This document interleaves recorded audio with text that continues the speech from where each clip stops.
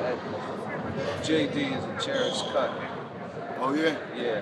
What do you remember about making that? Man, I remember New Year's at JD's was it was like it marked like the end of a week that we had spent at Jay Dilla's crib. Not at Jay Dilla's crib, but at Jay Dilla's studio, which was in the basement of Ma Duke's crib. This is when JD, he had a spot of his own, but his records and equipment was still in his mom's basement. So this was it was an annual thing for me. Every year, I would go to Detroit for at least a couple days to spend with JD, so that I could be one of the first people that got his tape for the upcoming season. Like every January, he would put out like a new volume of beats, and certain people like Q-Tip, Busta Rhymes, Common, myself, Erykah Badu,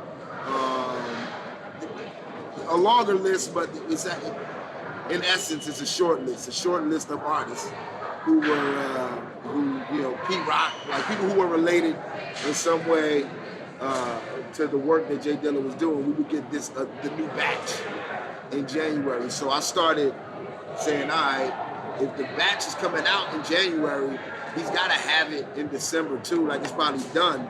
So let me start just, going out to Detroit to hit him up every December. So my run would be, I would go to Detroit in December and kick it with Dilla. Then at the top of the year, in January, I would come here to Miami and I would mess with Scott Storch.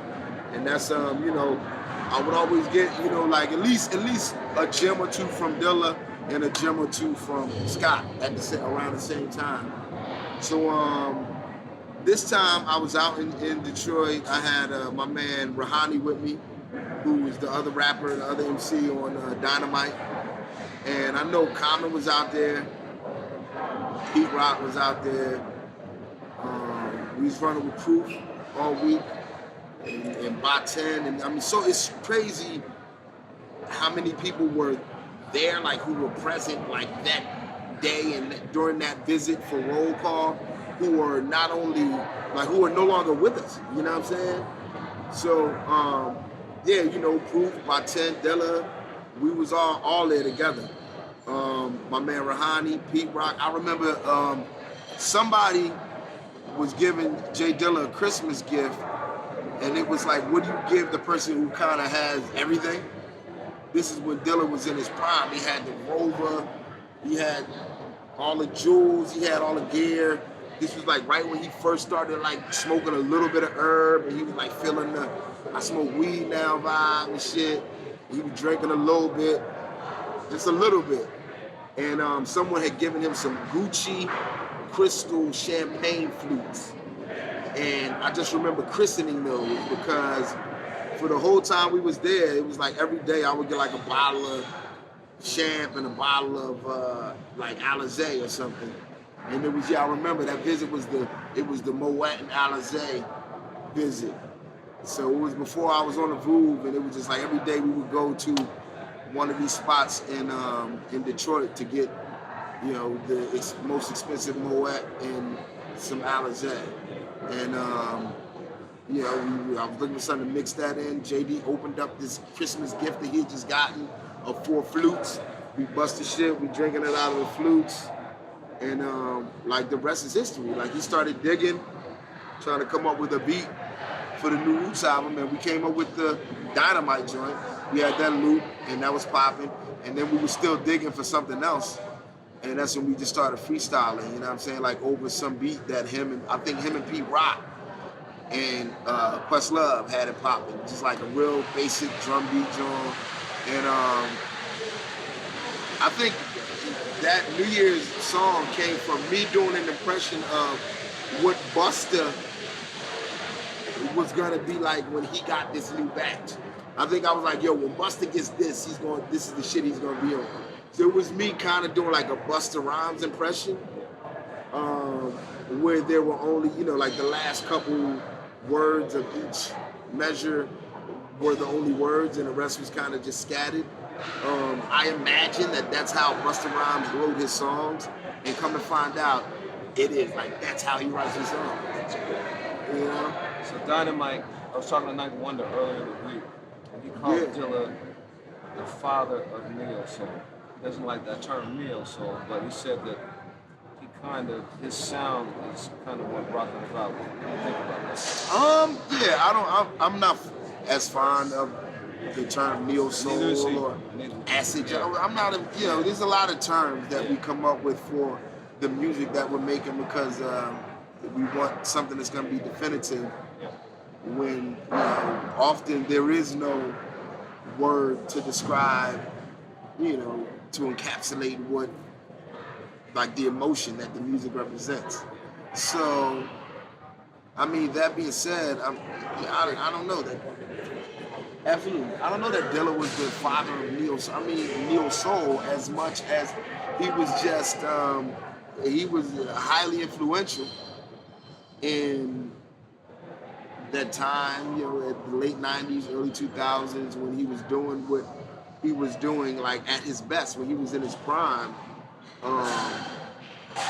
He was super influential to those of us who other people may define as, fill in the blank. Dilla was the common denominator between Kanye West and Pharrell and The Roots and A Tribe Called Quest and The Far Side and Erykah Badu and D'Angelo, and the list goes on and on.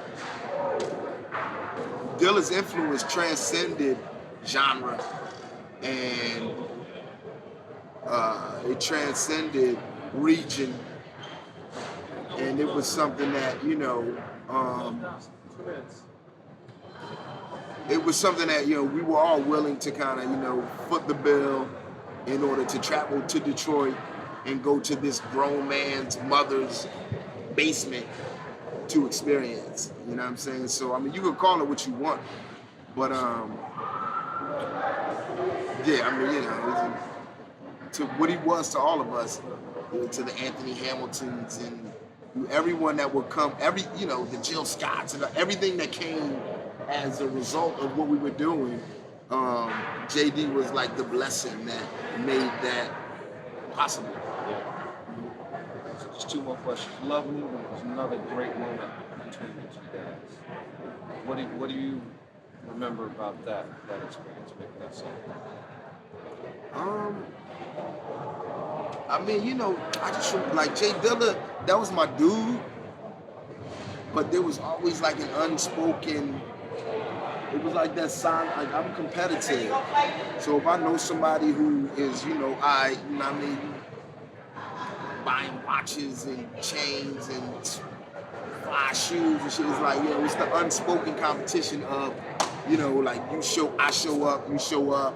You don't have to say, hey, look at this new thing that I have, or like check me out in order for me to be checking you out, or in order for, Dilla to be checking me out. And it's like, I just remember that unspoken competition of, I remember when we were doing that joint, I felt like Dilla had come into his own. You know what I mean? It was, that was a time where he wasn't really checking for me, like, for notes on style or, what he should do, or anyone else that he was really rocking with.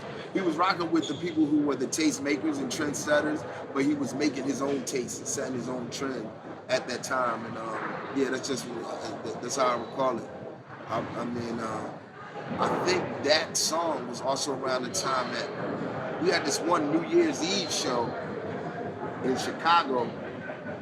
It was Jay Dilla, Busta Rhymes, The Roots, Common. We were all in Chicago, and I just remember it being a shit show. I mean, the performance was amazing. I just remember like the hotel experience and us, just our interaction, just being, some of the most fun times that. In retrospect, now that I think, I don't even think JD was performing. I think they drove from Detroit to Chicago just to bring in the year with us. But just good times, man. He was a good brother. So how's it feel to be here celebrating his legacy here, 10 years later? I mean, it feels dope, man. It feels like it's a beautiful thing. I'm happy that this is that this I guess I'll call it a festival. This festival and festivals like it have come from the work that James put down, and are a product of his legacy. I know it's a bunch of people in a bunch of different places kind of doing their own J Dilla thing. But I think that's also a gift. I think it all adds on to the legend, and it helps to prolong the legacy, like the awareness, the moment. It helps to extend the moment in time that we within which we observe J Dilla and his work. So it's dope. I can only hope that this is something that's going to take place in my honor, in Questlove's honor, in the honor of the roots. Like once we're no longer here, I can only hope that my legacy will live on. This is what I aspire to.